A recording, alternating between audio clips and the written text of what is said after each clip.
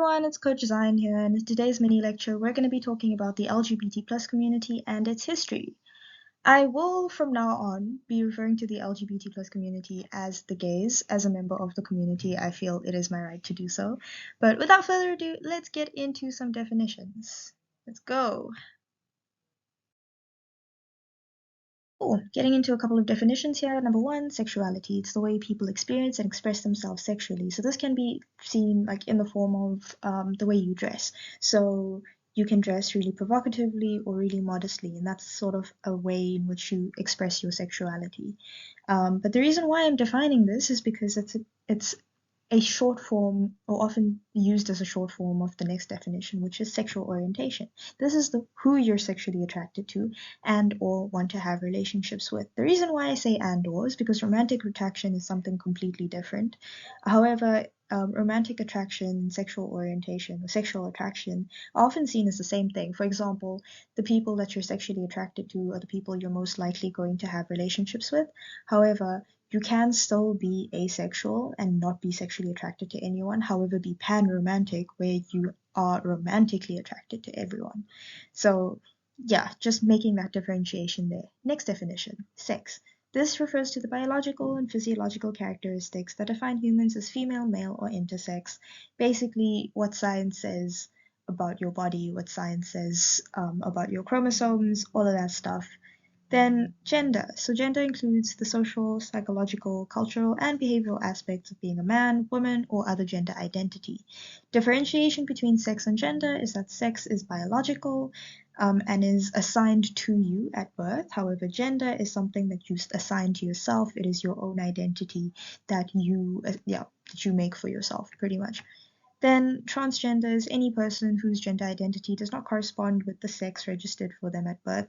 So if you were assigned female at birth, but you are not a woman, you are transgender. Likewise, if you are assigned male at birth and you are not a man, you are transgender. So basically, literally anything that's not your assigned sex at birth or assigned gender at birth. But we'll talk more about that in the next slide. So moving on.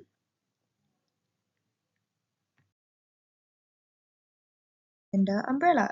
So on the one side, you'll see we have your binary genders. On the other side, you'll see we have your non-binary genders. Your binary genders are your trans man and woman. Your non-binary genders are literally everything else under the sun that you can find. So a good thing to note here is that non-binary in and of itself is a gender identity. Reason being is that in the LGBT community, the gays have this idea in which gender exists on a spectrum, right? This is a widely or commonly shared idea in which people believe that on the one end of the spectrum, you have like the manliest of men, conforms to every societal norm that a man should follow. And then on the other side, same for women, right? And you can fall anywhere on that spectrum and identify with whatever gender you think describes where you are on the spectrum best, right? And non-binary people tend to fall somewhere in between there and don't really know exactly where.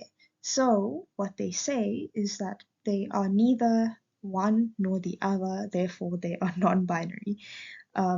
So that in and of itself is a gender identity. However, all these other gender identities, being gender fluid, agender, genderqueer, and many more, also exist as non-binary transgender identities. Hope I'm not losing you guys. Community. They are a loosely defined grouping of lesbian, gay, bisexual, and transgender individuals. Keep in mind there are a lot more letters to this acronym. I'm just sticking to these four.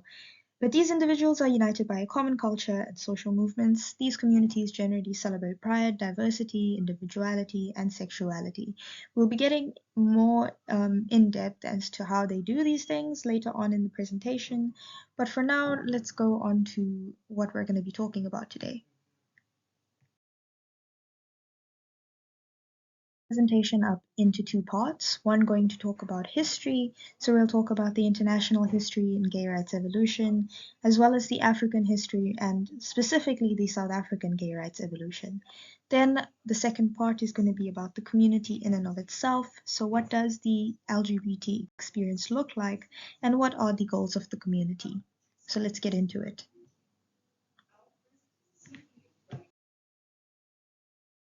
section, International History. In this section, I'm going to give you snippets of the history or like what being gay looked like in a lot of different countries around the world before colonization existed. And then we'll discuss what it looked like after colonization existed once I get through each snippet. So, pre-Columbian America is the first area we're going to talk about. So, this refers to all the Native American tribes that lived there before Christopher Columbus made his way over to quote-unquote India.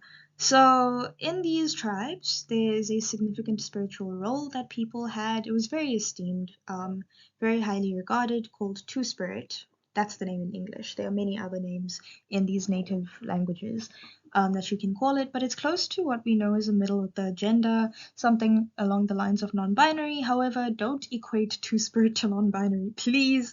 It is a very significant spiritual role within Native American tribes.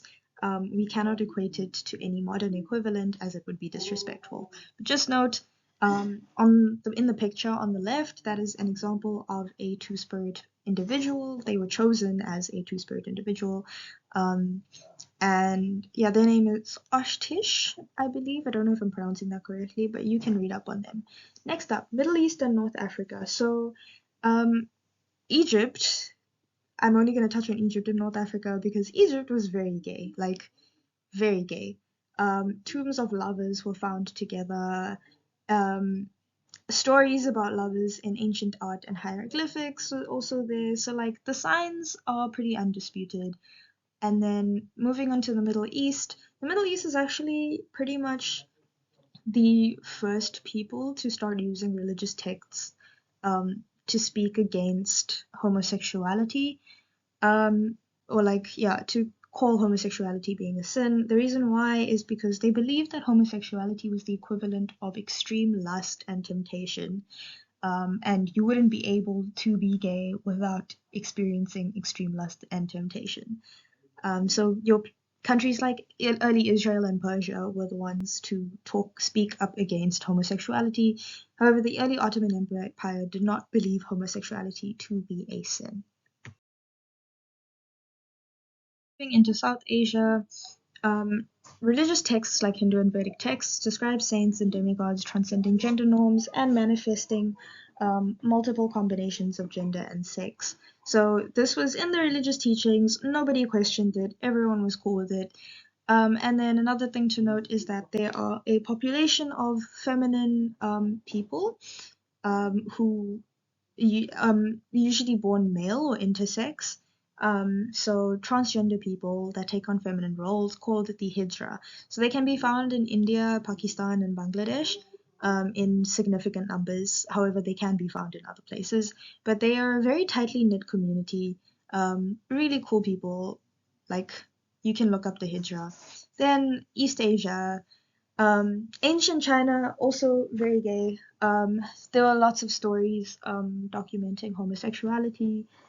For example, the story of the cut sleeve, that's actually really, really cute. It was like these two lovers, they spent a night together, and then one of them fell asleep on like the other sleeve. And you know, like ancient Chinese or like traditional Chinese wear has like these really long sleeves. Well, lover falls asleep on sleeve, and bro literally cuts his sleeve to like not disturb his lover sleeping so that he can go and like go on to do his, I don't know, whatever he had to do the rest of the day. But that was really cute. That was a really cute story.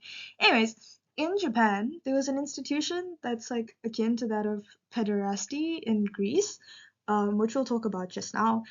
And yeah, it was called wakushudo, and it existed where like older men were like in basically a sexual relationship with the younger men or teenage boys. And we'll get into that when I talk about Greece. But moving on, let's go to Europe. Hey, I think this is all you guys need to know about Europe, but that's just me. Like, genuinely, if you've read any Greek or Roman literature or history, or even looked into mythology, like, you would know that this is all you need to know about Europe, like ancient Europe. But let's go into like actual information. So, looking at the Celts, Celtic men openly preferred to have male lovers instead of female ones. And then like in Greece allowed for like same-sex marriages to occur alongside heterosexual ones. However, they weren't as valued as like homosexual ones in terms of marriage. Like people preferred to, ooh, I spelled heterosexual very suspiciously there, but let's ignore that. We didn't see that. Um, so yeah, the Grecians pretty much, in terms of marriage, a gay marriage wasn't seen as solid as a heterosexual marriage. However, men preferred to have male lovers, just like the Celts. And then in Plato's early writings, he literally equates homosexuality to democracy and essentially like prohibiting homosexuality to a dictatorship. Kind of crazy. But in his later works, he then proposes its prohibition. He's like, nah, the gays must die, essentially. But moving on, um, so the thing I mentioned earlier when I was talking about East Asia is pederasty. So this is a relationship between a socially powerful male and a socially less powerful male. So this basically translates to older man, younger man, but it was more of like a mentorship kind of relationship. It was kind of like, this is my mentor, he's really cool, um, and he's gonna teach me a whole bunch of stuff. And then the mentor was like, I am worthy of teaching you because I know more things. And then they would get together and they would like exchange information and education stuff.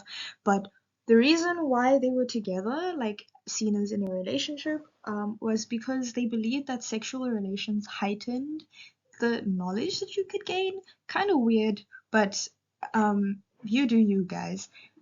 And a heterosexual parallel of this dynamic also existed. However, the homosexual version was valued far more than heterosexual relationships in society at that time. So this is both in Greece and Rome, guys. So yeah, that is essentially Europe. And now we'll be moving on to the evolution of gay rights.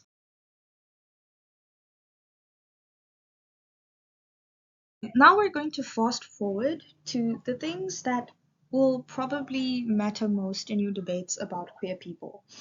But the reason why I told you about the history of all of those different areas in the world is because I wanted to show you and I wanted you to know and understand that gay people have been around for a very, very, very long time. The dynamic in which gay people existed in society was also very different.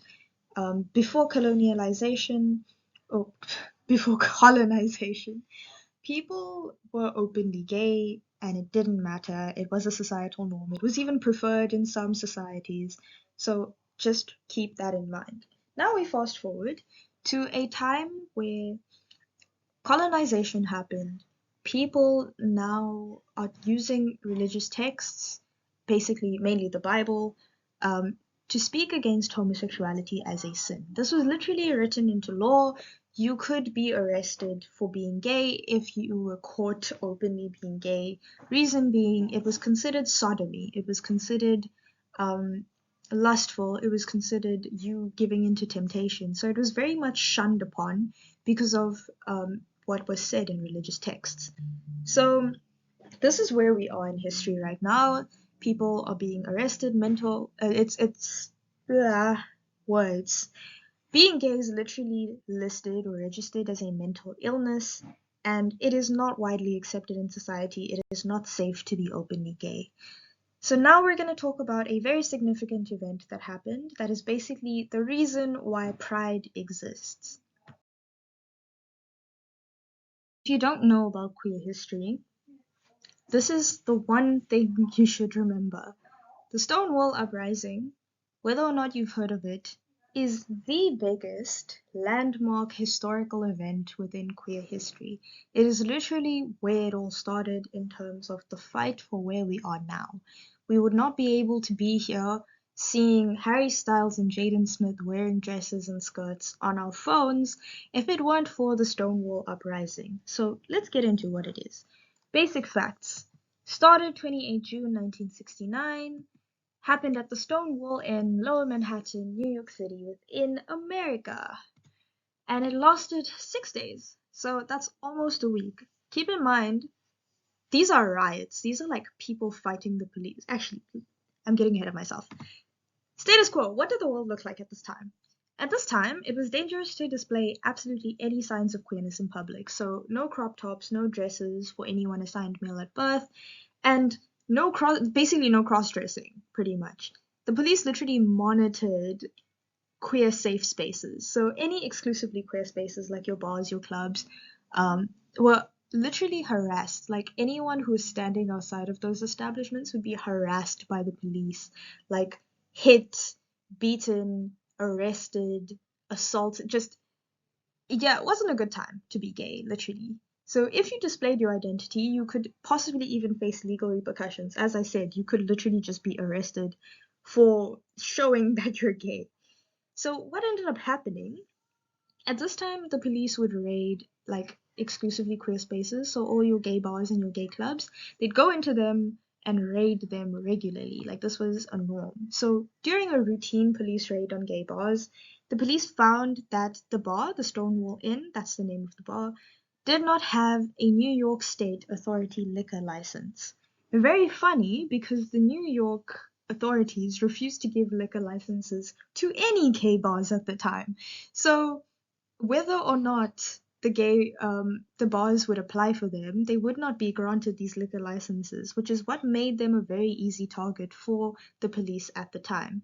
And the police knew this, which is why they would use this as an excuse to shut down any of these bars, and make them pay hefty fines in any case.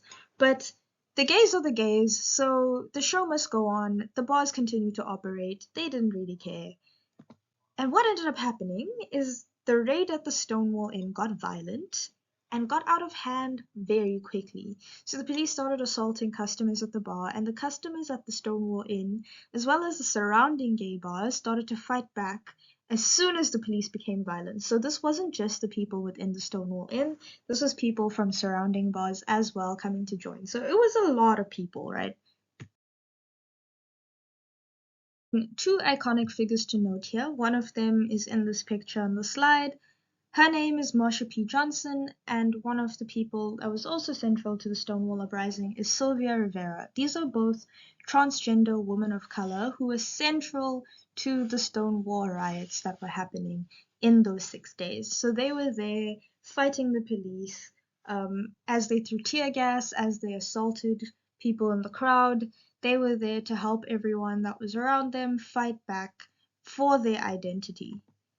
So yeah, they were central in the fight, and there were many different accounts of what actually happened at the uprising, and like specifically with Marsha's role in the uprising. There's a lot of stories saying that Marsha threw the first brick that started the uprising, which, according to an interview with her, wasn't true because she actually um, got there only after the riots had already started. So, not sure where that came from, but that is one account of what happened. She herself says she was there as soon as it started and stayed there for the entirety of the 6 days to help everyone that was fighting for their rights. Then, in 1970, which marked the first anniversary of the uprising, that became the birth of Pride. That's when everyone celebrated the anniversary, and it was called Christopher Street Liberation Day. So that's the street on which the bar was. And basically everyone marched down that street in like honor of the uprising in and of itself. And that became pretty much the first Pride ever. And it marked the onset of like active liberation for gay people. So actually doing something about letting gay people be in these spaces, unashamed to express themselves for who they are. And in 1978, that's when the Pride flag was created, most iconic symbol, the rainbow that you see everywhere. That was only created in 1978. It hasn't been around this entire time. Moving into more history, after the Christopher Street Liberation Day, Marsha and a bunch of people opened up the Gay Liberation Front and the Gay Activists Alliance. These two organizations worked towards liberation of gay rights and aided those in the community that were in need of food or shelter, because gay people at the time, as societal norms would have it, were very much shunned and kicked out of their houses as soon as they expressed their identities as non-heterosexual, non-cisgender people. And then in the 1980s, the AIDS epidemic became a huge thing amongst homosexual men, usually due to either unprotected sex or intravenous drug usage. So people would share needles, and due to sharing those needles, would transfer the HIV and AIDS virus to the other people. And that is also why AIDS is commonly associated with homosexual men, and it's one of the stereotypes surrounding gay men specifically. Then in 1993, Bill Clinton, who was the president of the USA at that time, implemented a don't ask, don't tell policy for their military. So, bro essentially said, you can serve military time as long as you don't tell us you're gay. Like, we're not gonna ask you, but you shouldn't be the one, like, openly telling us. You shouldn't be, like, wearing dresses or being flamboyant or, like, asking men to kiss them. Like, don't do that stuff and you can serve your time. Really weird, but it was a last resort of him trying to openly have gay men on the military, which was very much, what's the word? Very much not supported essentially by the public. So this was kind of a compromise between allowing gays on the military and not. But eventually in 2011, so it took many years, the don't ask, don't tell policy was then repealed under President Obama. By then, like hundreds of gay men had already been dismissed from the army just because there were tiny signs that they may be a little bit fruity. And then in 1989, Denmark becomes the first country to legally recognize same-sex couples. So this talks about gay marriage, this talks about gay adoption rights, etc. So we only really start seeing progress within the 1980s and the 1990s. And then as of 2023, 35 countries recognize same-sex marriage as legal. So yay! However, there are about 150 something, I think, countries in the world. So do with that information what you will.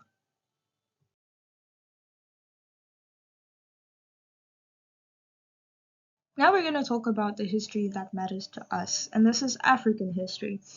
So again, reason why I'm teaching you guys this stuff is so that you know that homosexuality has always been around and will always be around. Cool. So I won't go too in depth because a lot of African countries shared common practices. So things like female husbandry was a common practice in traditional Africa. So like widows or older women would marry younger girls to raise like their children for inheritance purposes or to like continue their family and like not raise them by themselves. And the Bantu people within South Africa as well also had traditions of acceptance or just indifference. Like they just didn't care about the gays, quite literally. However, a specific relationship I want to talk about, I can't pronounce it, but in English it is called special friend, right? And it existed in Lesotho. So it's a female-centered long-term relationship in which a possibly even married woman would engage in. Reason being, Yasuda believed that sex could only be had between a man and a woman, so anything that's not a man and a woman in a relationship was not perceived as something sexual. So, like, the lesbians were living it up in Lesotho, hey? Good times for them. Just keep that in mind that, like, that still exists as well, and it's very much also seen as like a very special connection between two female individuals.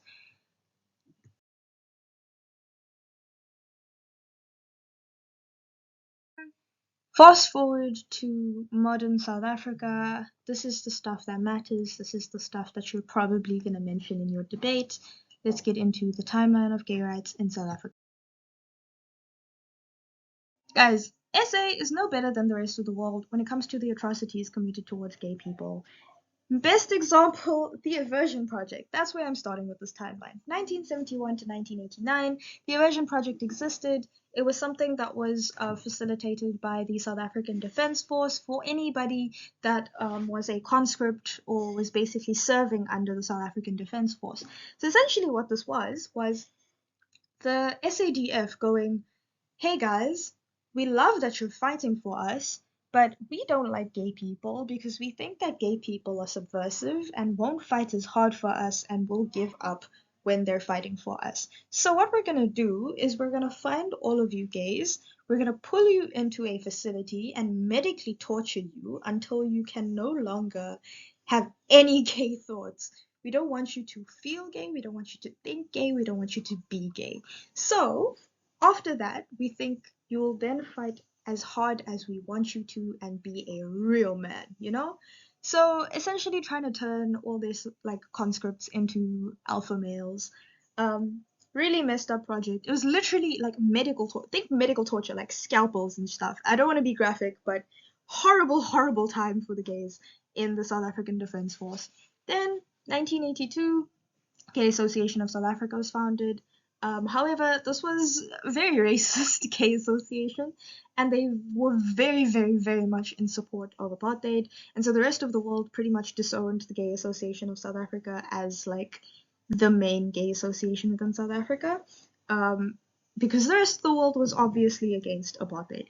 Then in 1988, the Gay and Lesbian Organization of Wits was founded. So this was created in order to provide a more inclusive environment that wasn't racist. And yeah, it became one of the main organizations within South Africa for the gays, pretty much.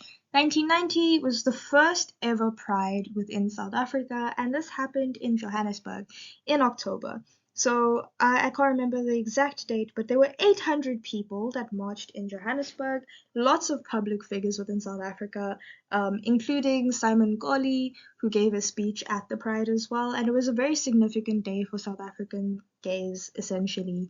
And because it was the first Pride that South Africa had ever seen, South Africa decided, well, October is going to be Pride Month because we value the fact that we were able to finally have a say or finally express ourselves openly to the rest of the world. So that is why Pride in South Africa is in October specifically, and that we don't necessarily celebrate the one in June, although we do with the rest of the world, but it is more significant to celebrate it in October for us. Then 2002, same-sex adoption rights were given to gay couples, and then 2006, same-sex marriage is legalized. However, it's legalized in a very strange way. So the way in which gay people get married in South Africa is under the Civil Union Act, right? Under the Civil Union Act, and like this is the only way to get married in South Africa. Like heterosexual people just get like a marriage license and then they're married. But however, a homosexual couple would have to get married under the Civil Union Act and then either label their relationship as a marriage or a civil union. Either way, you're getting married under the Civil Union Act, so it's not necessarily equal to a heterosexual marriage within South Africa. That is why I say same-sex marriage is legalized in a strange way within this country. So important thing to note there.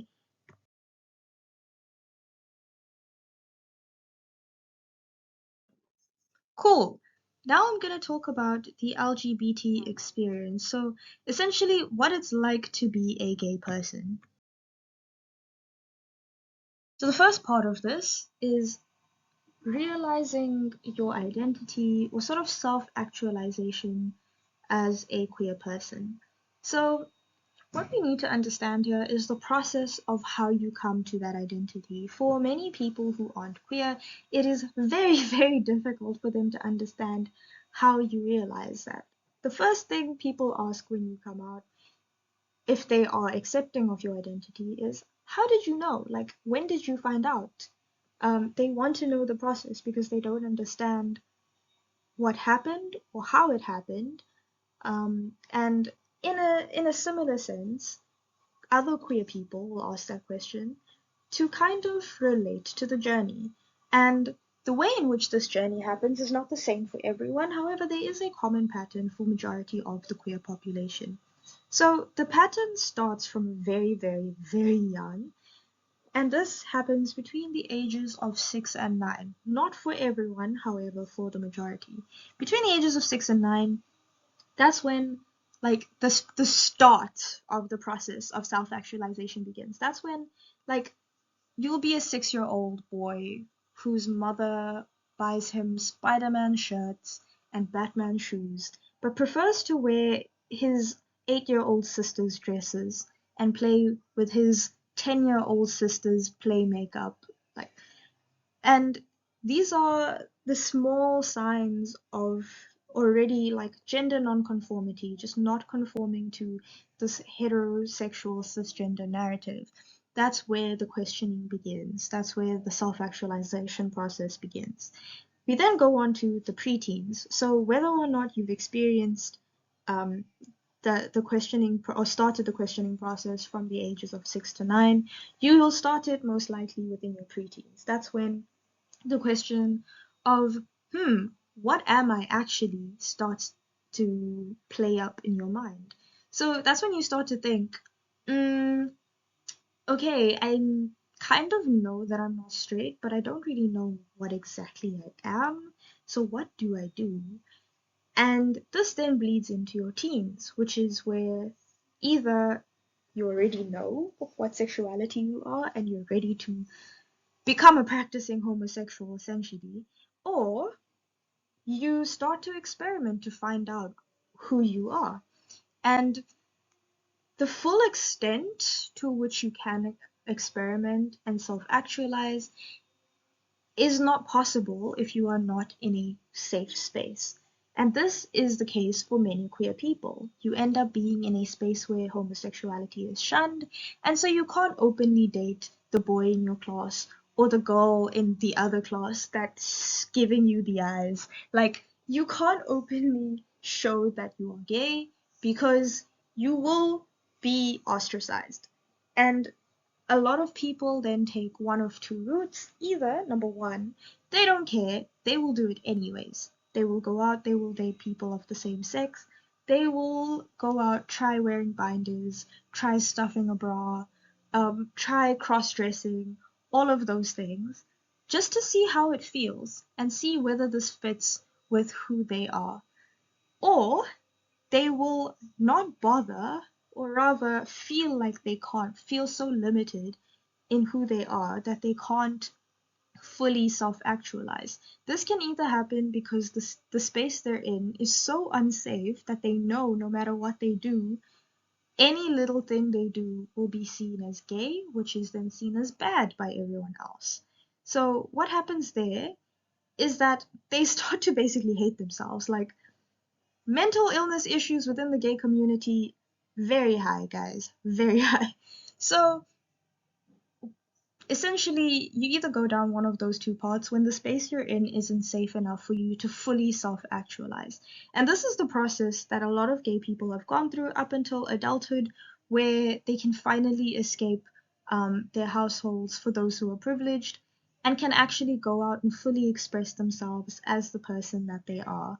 So please understand that the process of coming out isn't the same for everyone. Being queer in any shape or form is a personal journey, and circumstance is very important. Remember, coming out is not safe for everyone, so not everyone can just come out. In some instances, if you come out, you will be killed. So please keep this in mind as well when talking about queer people. Um, yeah, circumstance is very important when it comes to not only the journey that they self actualize in, but also the circumstance in which they're allowed to exist. Second part of the experience is rainbow capitalism. So this exists under twofold. Number one, through big corporations, and number two, through society as a whole. So as we see queerness becoming more trendy and more accepted, the social currency of queer people becomes exploited by both big corporations and by society. What I mean by this is during Pride Month, you'll see big corporations and companies change their logos to include a big flashy rainbow in them to show solidarity with queer people. However, for the rest of the year, you won't see any donations to help homeless queer youth or anything to help with any gender change surgeries or any support towards queer people in general. So, very performative activism on their part. Then, when it comes to society as well, society does this thing where once as queer people become more accepted, it'll start to steal things from queer people. So you'll see things like slang words, things like fashion, start to assimilate into what society looks like as a whole. So there's an ongoing joke about like whether or not you're looking at a straight man or that has a bisexual girlfriend and that's why he just has so much drip, or whether you're actually looking at a homosexual man, because queer fashion has become, I mean, like, guys, it's drippy, okay? It looks good. However, it's become so integrated into society that you can't use it as a marker to distinguish yourself as a queer individual anymore. Unless you have like a really good gaydar, it's really hard to differentiate between queer people and straight people in society these days. And so that's what I mean by society also exploits the social currency of queer people. So whatever queer people have fought to get, if society deems it trendy, it will hop on and steal that from queer people. Same with literally every other minority. This is just an example of how it works with the gays. Want to talk about when it comes to the queer experience are standards. So we don't live in a vacuum, meaning we are always held to a standard that society sets for us. So the standard of what queer people should look and act like is, although is widely accepted not to be a monolith, so everyone shouldn't be the same, it's still largely influenced by stereotypes, deeming everyone to be the same. So, what I mean by that, looking at the example of being non binary, people think that when you are non binary, you should aspire for androgyny. You should aspire to look like neither man nor woman, right?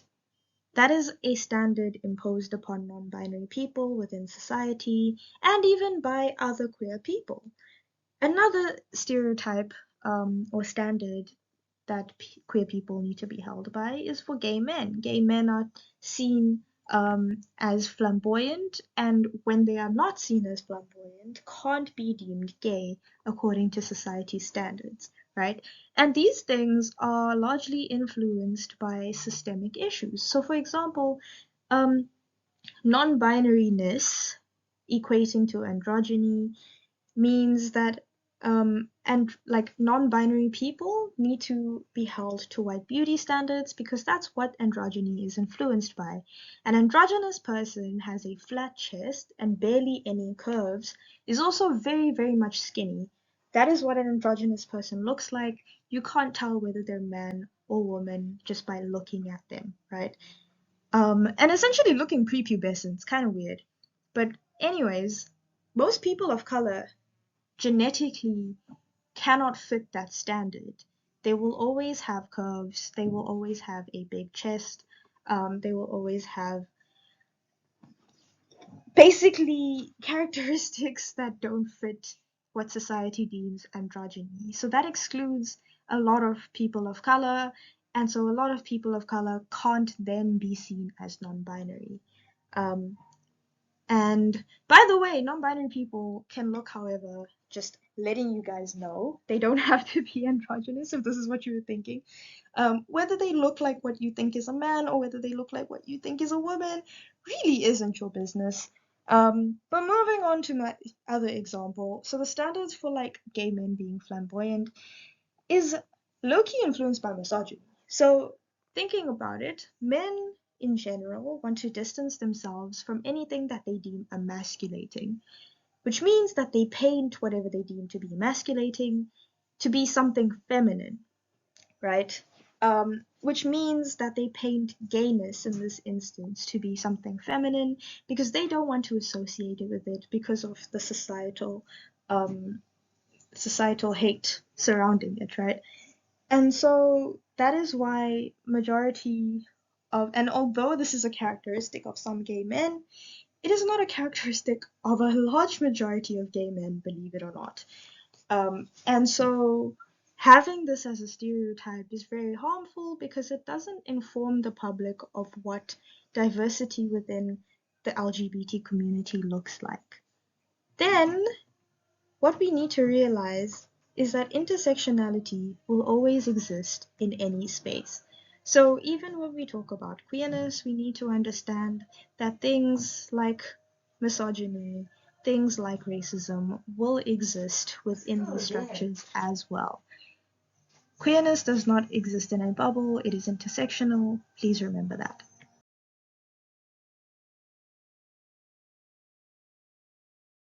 We're almost at the end. Now we're just going to talk about the goals of the community briefly. So basically what they want out of existing in society. Gay people essentially want three things: inclusivity, visibility, and equal rights. All three of these things can be seen as the same thing depending on how you look at it. But talking about inclusivity, this is when we talk about being included in decision making. So being included in legislation, being allowed same-sex marriage, being allowed to adopt a child as a same-sex couple, being included and being seen. That moves on to visibility. Being seen in spaces where gay people are historically not very well represented. So this means seeing gay people in positions of power, seeing non-binary politicians, a transgender president, seeing film actors, people on Netflix that are genderqueer, that are sexually diverse, and then also just being on par with everyone else, having equal rights, having the same rights afforded to you just for being a gay person that you were not given historically. So all three of these things are what the gay community strives for and what the gay community still fights for. Because although we have made progress, we aren't on the same playing field still. And this is the case for all minorities. The LGBT community is no exception. The only difference with the LGBT community, though, is that it is racially diverse, meaning there are tiers in the LGBT experience, meaning think intersectionality every time you talk about queerness, please. Recapping the video, we went over international history and the gay rights evolution. So we talked about the Stonewall Uprising and Marsha P. Johnson. Then I told you about African history and South African gay rights. We spoke about the Aversion project and why South Africa has Pride in October and not June, unlike the rest of the world. I then told you about the three things that make up the gay experience, namely the self-actualization process, rainbow capitalism, as well as intersectionality, or the standards at which gay people are held within society. Then I told you about the goals of the community, literally the last slide. You can remember that. And with that, I'd like to say thank you so much for watching. Continue to create safe spaces for the community. Please be inclusive, use inclusive language. Remember that non-binary people exist. Remember that gay people exist. And please, for the love of God, do not out people. Do not out people in your speeches. Don't call out people for being lesbian or gay. Respect each other, respect everyone. Thank you guys. Bye bye.